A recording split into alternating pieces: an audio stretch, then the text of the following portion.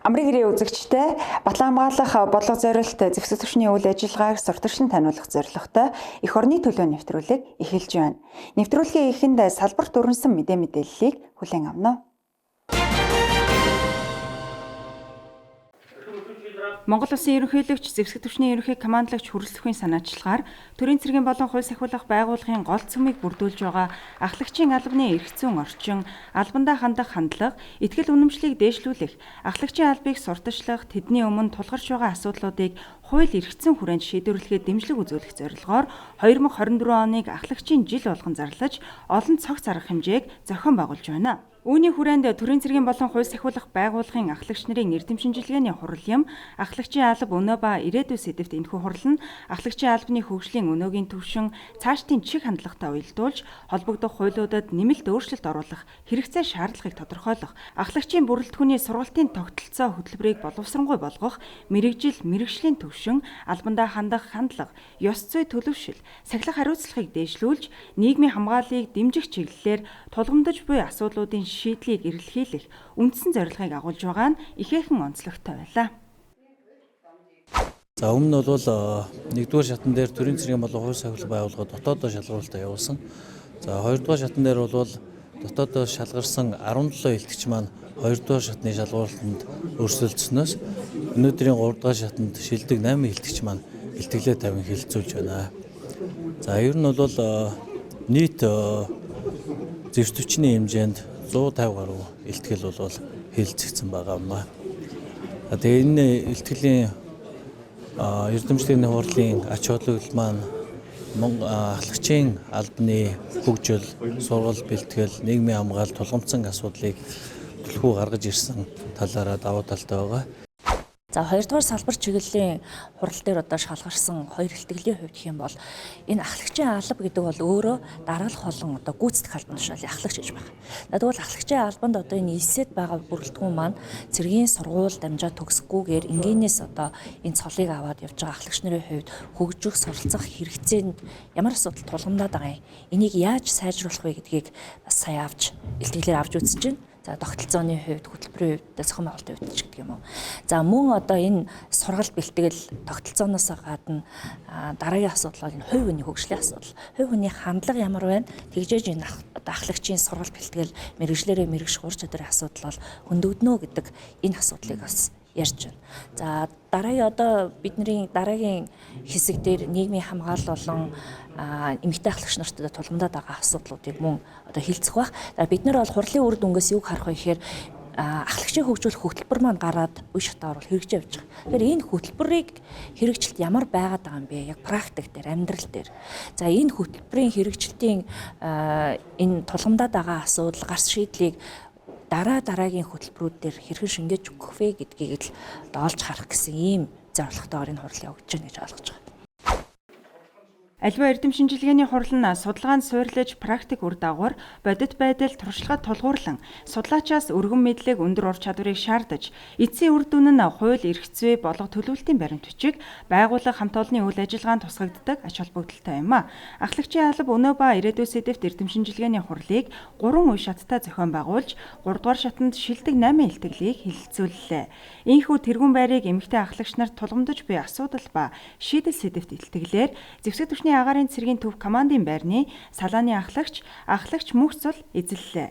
2-р байранд Хилийн цэргийн тэг 285 дугаар ангийн холбоо мэдээлэл технологийн тасгийн ахлах холбоочин дэд ахлагч Рашангүлийн илтгэл шалгарсан бол 3-р байранд Хилийн цэргийн тэг 124 дугаар салбарын эрүүл мэндийн зааварлагч дэд ахлагч Эрдэнэсэн хорлоогийн илтгэл шалгарсан юм а. Нийт эмэгтэй ахлагч нарт ямар асуудал нийгмийн билээ тулгамдаад байгаа. За ажил мэргэжлээд бас ямар асуудал тулгамдаад байгаа нэ. Энэ бүгдийг гаргаж ирэхэд бол маш их судалгааны ажил хийсэн. Тэгээд тэр бүгдийн ачаар өнөөдрийн үр дүнд хүрсэн байна гэж бас бодож байна. Эмэгтэй ахлагч нар маш олон асуудлыг дэвшүүлж ирсэн. Нийтдээ бол 40 гаруй асуудлыг тулгамдаж байна гэж ирүүлсэн давхцан зогоор. За үүнээс яг гол чухал асуудал нь ямар асуудал байгаа нэ. Үүнийг ирэмблэн одоо 3 дэд сэдвийн өрөөнд авч үзэж одоо өнөөдрийн судалгааг бол хийсэн байгаа. Миний сонгож авсан сэдвийг бол урд нь огт судлагдж байгаагүй. төвөөс олслогдсон хөлийн цэргийн салбар, хөлийн цэргийн ангийн алба агчдын хүүхдийн бага боловсролыг хөлийн цэргийн анги, хөлийн цэргийн салбарт олгох санаачлагыг төвшүүлж байгаа. За энэ сэдв урд нь бараг судлагдчих байгаагүй, судлагдсан байдал хязгаарлагдсан байдал байсан.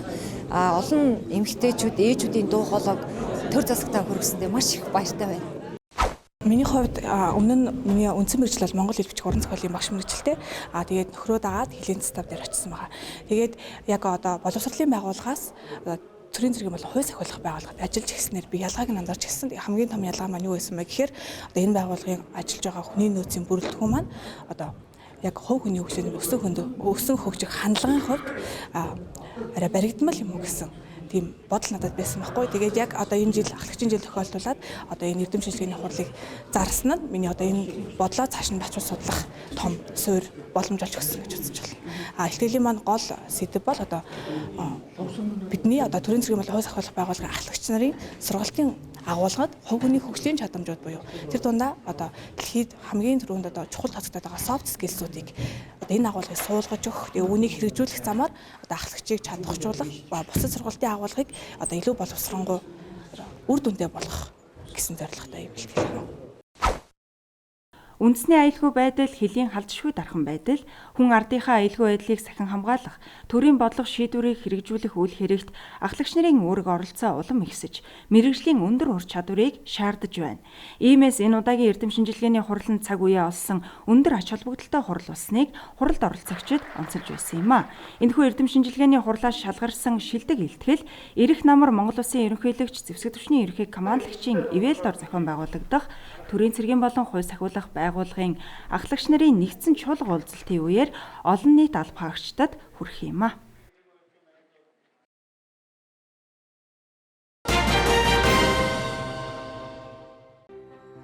Батлан хамгаалахын сайд Сайханбаяр зэвсэг түвшний агаарын цэргийн командлагч нар өнгөрсөн оны 10 дугаар сард Бүгд найрамдах Солонгос улсын 14 дахь удаагийн Сөүлийн агаар сансар Батлан хамгаалах аж үйлдвэрийн олон улсын үзэсгэлэнд оролцож, тус үзэсгэлэнгийн үеэр Бүгд найрамдах Солонгос улсын нисгэгчгүй нисэг төхөөрөмж үйлдвэрлэдэг аж ахуйн нэгжүүдийн үйл ажиллагаатай танилцж, хамтран ажиллах боломжийн талаар санал солилцсон юм а. Уг уулзалтын үр дүнд Батлан хамгаалах яам, цахим хөгжил, харилцаа холбооны яам, Бүгд найрамдах Солонгос улсын газар дэд бүтэц, яам хамтран Монгол улс Бүгд найрамдах Солонгос улсын нисгэгчгүй нисэг төхөөрөмжийн чиглэлээр хамтран ажиллах баг хурлыг Монгол улсад зохион байгууллаа. Монгол улс Бүгд найрамдах Солонгос улсын 네, 저는 우리 한국 Энэ удаагийн баг хуралд Бүгд найрамдах Солонгос улсын дорооны чиглэлээр үйл ажиллагаа явуулдаг 8 байгууллага оролцож байна.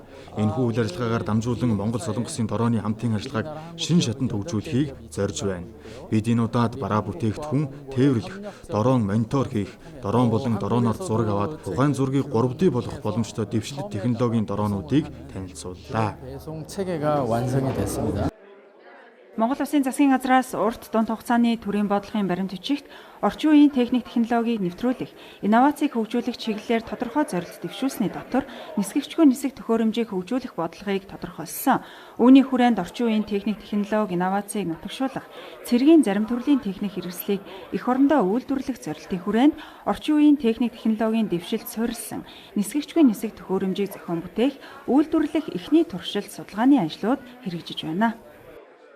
Тийм л оюун ухааны шүлтлэл удирдах байна. Тэр 21-р зуун бол дорооны бол нисгэгчгүй нисэг хөгжлийн зуун болж байгаа. Одоо холбогдол бид бас энд бэлтгэлтэй байх ёстой. Энэ хөгжлийг дагаж хөгжих ёстой гэсэн одоо бодлогыг ажиллах ёстой. Тэм учраас өнөөдрийн ажиллагаа арга хэмжээ болж чухал арга хэмжээ болж байна. 9 компаниуд маань хувийн хвшлийн байгууллагууд бид одоо эдгээртэй харилцахын тулд одоо хоёр улсын засгийн газрын хооронд, хоёр улсын Батлан яамдын хооронд санал жишээ байгуулад энэ компани дэмжлэг аваад Солонгос улсын засгийн газрын тусламжийн хөтөлбөрт хамрагдан зохион байгуулах боломжтой юм байна гэж бид сая ярилцж байна. Энийг одоо арга хэмжээ болгохын төлөө хэдүүлээ хамтран үзэх шаардлагатай гэж үзэж байна. Өнөөдөр нисгэгчгүй нисэг төхөөрөмжийг улс орны бүхий салбарт тэр дундаа Батлан хамгаалах үндэсний аюулгүй байдлыг хангах чиглэлээр бүхий байгууллагуудын үйл ажиллагаанд ашиглах хэрэгцээ шаардлага өдрөөс өдөрт нэмэгдэхийн зэрэгцээ. Түүнийг ашиглан халдлага үйлдэх, нийтийн аюулгүй байдал занал хийх явдал гарч байгаа тул зохистой хэрэглээг дэмжихийн хажуугаар аюулгүй байдлын цогц арга хэмжээг авах зайлшгүй шаардлага тулгарч байгаа юм а. Үүнтэй холбоотой нисгэгчгүй нисэг төхөөрөмжийг үйлдвэрлэх, хэрэглэх ашиглагтай холбоотой эрх зүйн зохицуулалтыг боловсронгүй болгох, түүний давуу талыг ашиглах нөхцөл боломжийг бүрдүүлэхээс гадна цаашид гарч болзошгүй эрсдэл, түүнээс гарах хохирлыг буруулахад анхаарах зүйтэй гэдгийг бахварлын үеэр тодтогч байсан юм а. Цаашид гарч болзошгүй эрсдэл Монгол Цэргийн нэгдсэн холбооноос төрийн цэргийн болон хууль сахиулах байгууллагаас тэтгэвэр чөлөөнд гарсан ахмадуудад төдийгүй нийгэм чиглэсэн хүмүүнлэгийн олон төрлийн арга хэмжээг санаачлан хэрэгжүүлдэг. Энэ удаа тус байгууллагын урилгаар бүгд найрамдах Солонгос улсын нүдний шилний нийгэмлэгийн эмч ажилтнууд хүрэлцэн ирж иргэдийн нүдний харааг оншилж харааны болон нарны хитягаан туяаны хамгаалалтын шилийг өндөлрөгүй олгож байна. Тунгалаг мэлмийн арга хэмжээ 3 дахь жилдээ зохион байгуулагдаж байна. Өнгөрсөн 2 жилийн тухайд Улаанбаатар хот, Хөдөө орон нутаг, Орхон, Хөвсгөл зэрэг аймагуудад ажиллан 6000 орчим хүнд үйлчлэгийг хүргэсэн юм а. Энэ жилийн тухайд нийслэл болон Архангай аймгийн иргэдэд хүрч ажиллана. 근본적으로 이제 자외선과 이제 쉽게 Бид бүхэн 7 хүний бүрэлдэхүүнтэй эмч ажилтнуудтайгаар хүрэлцэн ирсэн. Монгол орны тухайд тоосчлт их байдаг учраас нөдөвчлөх магадлал өндөр бүс тооцогддог. Тийм ч учраас нарны болон хамгаалалтын шилийг тогтмол зүүж эвших хэрэгтэй. Манай багийн гишүүд үйлчлэгч нэг бүр дээр анхааран нарийн тест дараалттай үзлэг онцлогоог явуулж нүдээ хэрхэн арчлах заавар зөвлөгөө өгч шаардлагатай мэдээллээр ханган ажиллаж байна. 명이고요.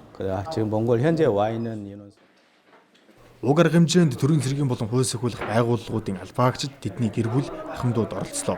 Тэд нүдний хараагаа онцлуулж өөр тохирсон шилээ тааруулан авч шаардлагатай зөвлөгөө үйлчлэгийг авсан юм. Солонгос улсын нүдний шилний нийгэмлэг өдөрт 200 орчим иргэдийг хүлээн авч үйлчлэгийг үзүүлж байна.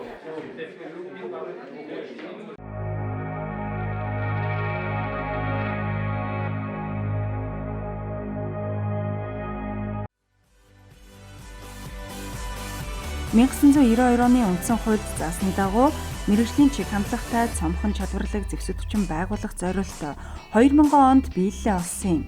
Тэрхүү шинжилэлт өөрчлөлтийн цаг үед зэвсэгтвчний гадаад харилцаа хамтын ажиллагаа улам өргөжин хүрээгээ тэлж энэ хүрээнд Ахмад Ган Зориг, Хошууч Төвшинбаяр, Ахмад Ган Сэлэм нар Америкийн нэгдсэн улсын рейнжерийн сургуульд анхлан суралцаж рейнжер хэмээх шилмэлт цэргүүдийн игнэнд орсон түүхтэй.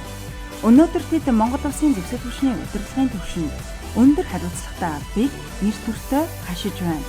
Тэр цагаас хойш 10 гаруй жилийн дараа Монгол улсын зэвсэгтвчний залуу үеийн төлөөлөл болох Ахмад Жавхлан төгс, сургач ахлагч Мөнгөн Шагаа, ахлагч Эрдэнэ Даваанаар рейнжер хэмээх эрхэм алдрын эзэд болсон юм а.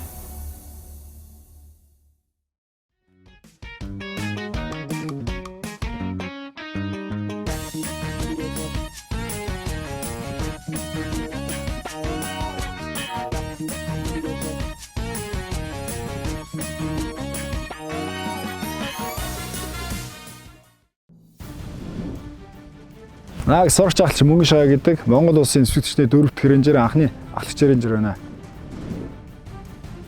Ахмад Жавхлан төгс Монгол улсын зэвсэгтвчний 5 дахь рейнжер.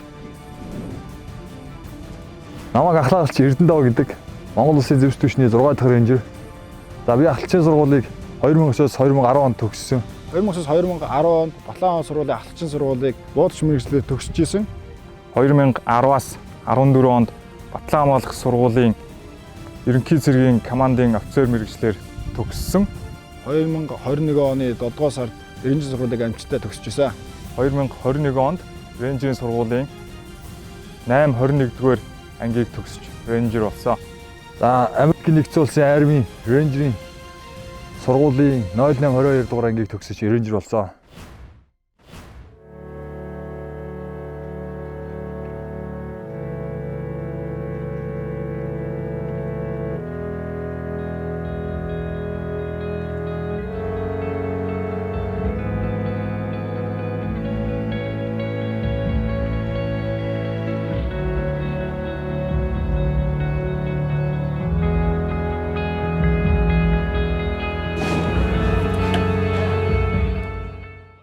За рейнжер гэдэг нэр томьёом нь ерөнхийдөө Америкийн нэгдсэн улсын зэвсэгтвчний түүхэнд 1700-аад оны ихээр анх үзэгдэж эхэлсэн. За энэ маань ямар төрлийн цэргүүд байсан бэ гэхээр маш хөнгөн олон төрлийн байлдааны үүргийг дайсны ард талд маш богино хугацаанд гүйцэтгэх чадвартай ийм цэргүүд байсан. За улмаар Америкийн нэгдсэн улсын одоо оролцож байсан бүх дайн тулаануудад энэ Ranger гэдэг цэргүүд маань тэргүй үгнээнд нь явж нэлээдгүй олон гавьяануудыг байгуулж ирсэн байгаа. За 90 жил сургууль нь 3 үе шаттайгаар явагддаг. 3 өөр газар оронд энэ тухайн цэргийг ямар ч байгалийн нөхцөлд одоо байлдах ур чадварыг заадаг гэх юм уу. Одоо эхний үе шат нь ой модтой ерөнхийдөө ингээд тэгш газар байдаг. За хоёр дахь үе шат бол за уулын газар оронд, уулархаг газар оронд, за ууланд за салаагаар хөдөлгөөн үлдэх, за салааны тактикийн үйл ажиллагаануудыг гүйцэтгэдэг. Дараагийн бааз маань буюу та 6 дугаар батальонд сургагтаар хөдөлгөөн үлдэнэ. За энэ маань өөр Карибын тэнгисийн хойд ирэг дээр Мексикийн буланд Флорида мужийн одоо далайн ирэг дээр байдаг. Намгийн үе гэж бид нар нэрлэдэг. Англиар бол swamp phase гэж ярьдаг. За энэ хүү үе шатанд байна болохоор ер нь бол тал газар. Гэхдээ маш намгархаг, устай. Ер нь тэнд бол хуурай хувцснаа байснаа бол ер нь бол санахгүй байна. Тэгэд байнгын нойтон байдаг. Намагт хөдөлгөөн үлдэнэ. Байлдааны ажиллагааг намгийг ашиглаж дайсны ардталд гарч отолт дайралт болон бүх төрлийн байлдааны ажиллагааг зохион байгуулдаг ба.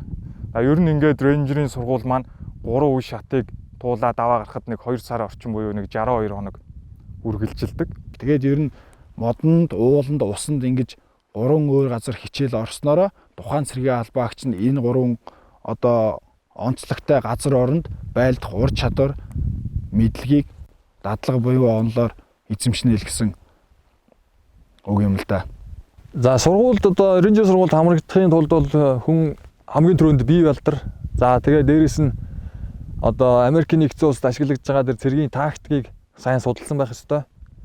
За тэр жижиг үлгийн тактикийн ажиллагааг судалсны үндсэн дээр бол тэнд хийж байгаа бүх сургалт маань яг тэн дээр үндэслэж явагддаг байгаа.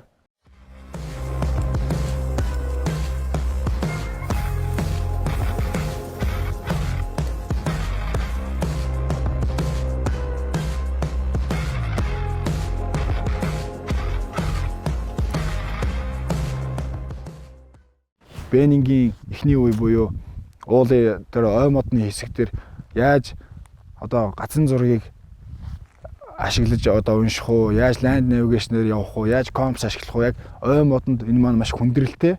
Тэгээд энэ бүгдийг одоо тэнд сурдаг. Тэгэхээр зэрэг хүн хязгаарч төөрөхгүй очихсан газар очдог, урчдаг ерөн суулгадаг. Тэгээд уулын үе шатыг бол би хувьдаа төсвөр хатуужил суулгадаг гэж боддог. Яа тэгвэл тэнд маш өндөр уулууд байдаг. Чинээ өндөр гэлтгүү тэгэл даваал тэгэл ажиллагаагаа хийгээл явдаг. Ерөөсөө уул тойрно гэсэн юм байхгүй.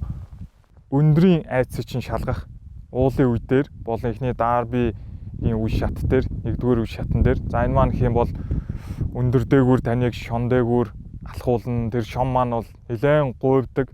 Тэр бол таны өндрийн айцыг шалгаж байгаа. За уулын үе шатн дээр ч гэсэн таныг өндөр уул руу авируулна. Таны айцыг шалгана, мөн таныг өндөр одоо шонгоос зүгдүүлж байгаа ус руу өсрүүлнэ гэх мэтчлэн өндрийн айцыг бол маш олон төрлөөр шалгадаг. За мөн намгийн үед маань одоо шүхэрчин цэргийн албаагч маань ер нь бүх шүхрээр бууж дайсны ард талд гарч ажиллагаа гүйцэтгэн гэх мэтчлэн бүх төрлийн ажиллагааг гүйцэтгэдэг байна.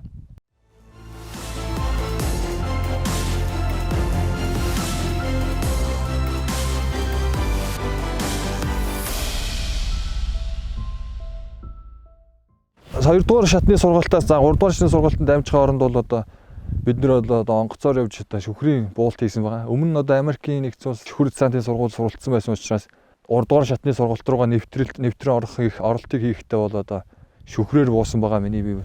Эхний 7 хоног нь яг одоо Ranger-уудын маань бие балдрын хүч төсвөр хатуужлыг шалгасан нэг 7 хоног байдаг. Энэ 7 хоногт маань маш олон төрлийн биеийн хүчний болон одоо өндөр уул усны гэх мэтчлэн шалгалтууд авагдаад ер нь Ranger-ийн сургууль маань 50-аас илүү хувийн одоо бүрэлдэхүүн маань тэнд ингээд хасагддаг байгаа.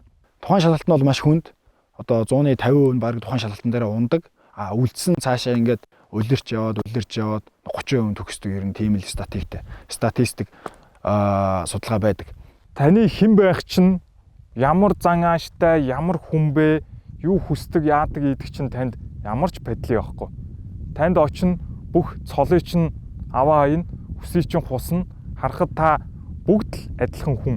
Тэнд цолны ялгаа, насны ялгаа 30 гарцсан хүмүүсээс ахгуулаад 18 9-тэй байлдагчаас ахгуулаад ахмад хушуучаас ахгуулаад байлдагч хүртэл тэнд бол бүгд одоо рейнжер бади буюу анд нөхдүүд. Анх очиод бол ерөөсөө яг хин ямар цолтой нь мэддэхгүй ингээ байж хатал тэгэл бүгд цолгүй ингээ өсөө усаад яг л нэг төвшнгөөс эхэлж яхад бол их сонирхол татчихсан. Тэгээд яг л адилхан одоо цаанаа л нэг тийм за би монгол хүн одоо энэ хэдийсээ юугаараа дутах уу?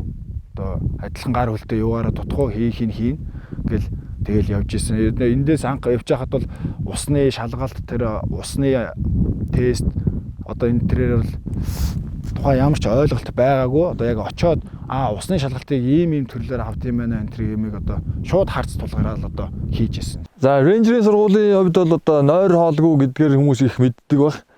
Ер нь бол шөнийн хоногийн бол одоо 2-оос 3 цаг зарим тохиолдолд нойргүй чонох үе бий. Мөн дээрэс нь бол өдрийн 1 буюу эсвэл 2 хоолтой байдаг бас үед байгаа. За уулын үе шатаж жишээ нь бид нар зарим тохиолдолд бол цэргийн галтайганд бол хоол идэх боломж олддог. Энэ бол маш богино хугацаатай. Бид нар хоолоо аваад хавцаа таалгаар гарах хооронд ер нь явж явах явцдаа л идэж ер нь дуусгадаг. Ер нь бол рейнжер сургуулийн үед бол хоолыг бол тэгж амталж олж ажиллаж идээд байдаг бол үе ховор ер нь хоолыг бол шууд л залгидаг байгаа. Рейнжер сургууль маань ер нь бол хоол хүнс идэж уух зүйлс дээр маш ер нь хатуу ханддаг. За рейнжерийн сургуульд явж байгаа сэргийн албан багч маань ямар ч хүнсний нэмэлт бүтээгдэхүүн, витамин ч гэдэг юм өөр ямар ч төрлийн юм нэмэлтээр хэрэглэх хориотой байдаг. Хэрвээ та тэгж байгаа баригдах юм бол шууд өчиггүй сургуулаас хасагдаад бүр ямар ч хамрагдах боломжгүйгээр өгдөг. Ганц боломжтой юм бол таныг унтуулахгүй байх богч ажиллахыг зөвшөөрдөг. Таныг тодорхой стандартын шаардлага хангасан бүх аран зандаа авч яваад одоо унтахгүй тулд богч ажиллаад явахыг зөвшөөрдөг. Тэгээд ер нь бол рейнжерийн сургуульд амьдралынхаа бараг бүх бохийг тэнд бараг ажиллаж дуусгасан. Одоо ер нь богч ажиллахаа болсон.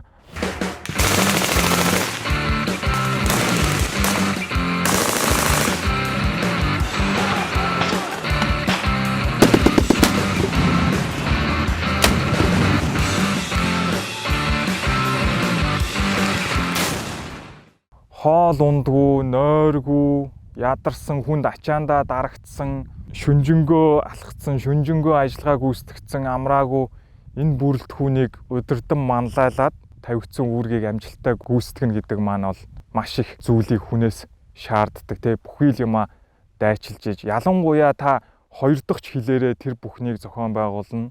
Гадны хүн, гадны оюутан гэж харж байгаа. Тэгэхэд та урд нь гараад тэр хүмүүсийг удирдан зохион байгуулад тэр үүргийг амжилттай зохион байгуулна гэдэг маань амжилттай биелүүлнэ гэдэг маань ер нь их хүнд даваануудын нэг байсан. Ер нь тухайн сургуулийн яг хамгийн гол шалгалт нь ер нь бол тэр одоо ядарчихсан, өлсчихсэн тэр одоо 40 хэдэн хүн биш тэр хүмүүсийг удирдаад байлдааны ажиллагааны одоо яг отолтыг энэ газар энэ цагт энэ минутанд явуулна гэдэг бол ингээл яг хамгийн том ингээд даалгавар буюу сорилт нь аахгүй юу. Тухайн хүмүүс чинь хэдий хийх хүсэлтэй байсан ч гэсэн ядарчихсан, зарим нь өлсчихсэн, характер нь өөр болон зарим нь унтаад явахгүй ингээд за яваараа ингээд мөлхөө туршуулыг явж хахад за аль эндээс нь харъя гэж явж хахад ерөөсөө 2 секунд хараал ингээд унтдаг ч юм ингээд тийм яг хүнд хэцүү үйл бол бас байсан.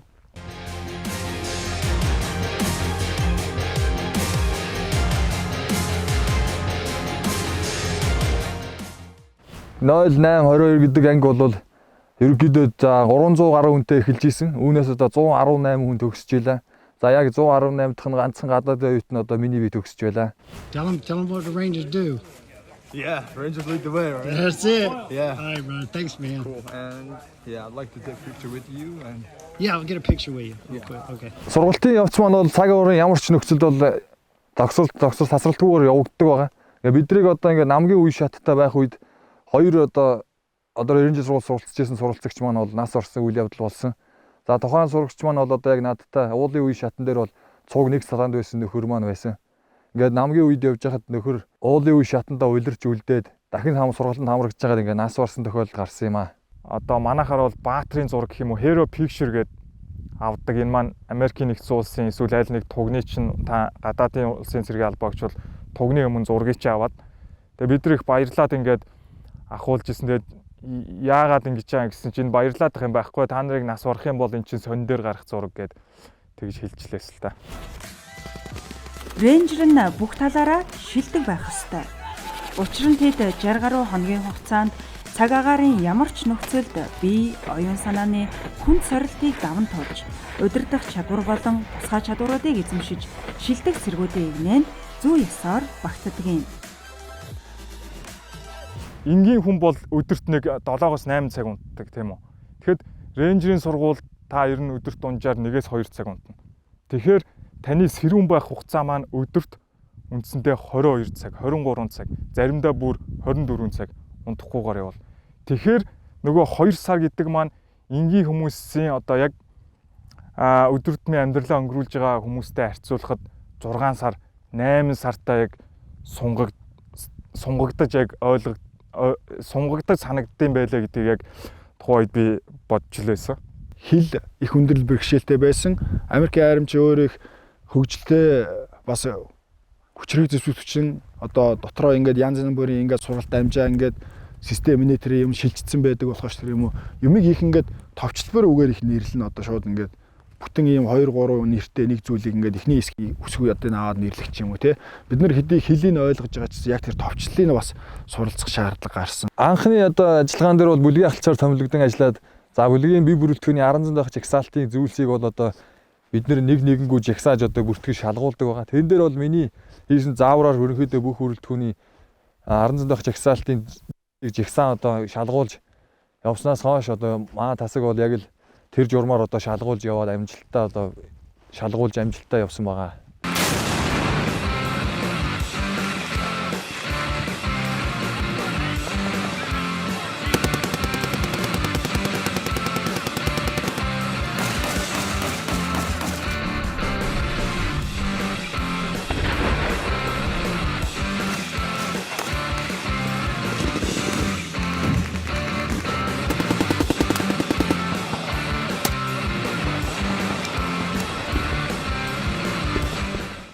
Яг ерөөсөө нэг ганц л бодол байсан. Анхны ахлагч рейнжер болно. Ахлагч нарт энэ сургуулийн үе таалгыг нээж өгнө гэсэн ер нь нэг л том зорилго тий нэг л том хүч оруулах зүйлтэй байсан.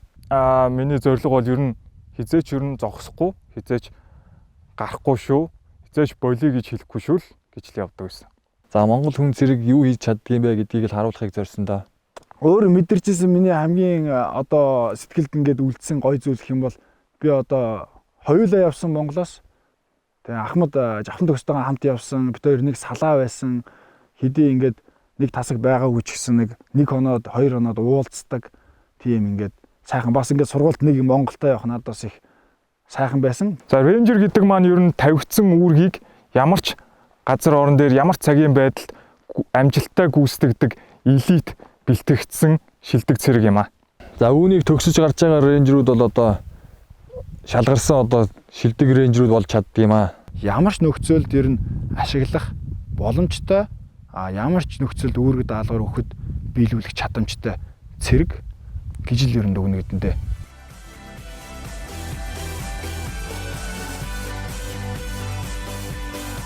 Тэсвэр сорьсон хатуу бүхнийг түүртэж ажиралгүй даван гарсан дэлхийд данстай Монгол рейнжерүүд та бүхний ажилд амжилт бүхний дээдийг хүсье өрөөе.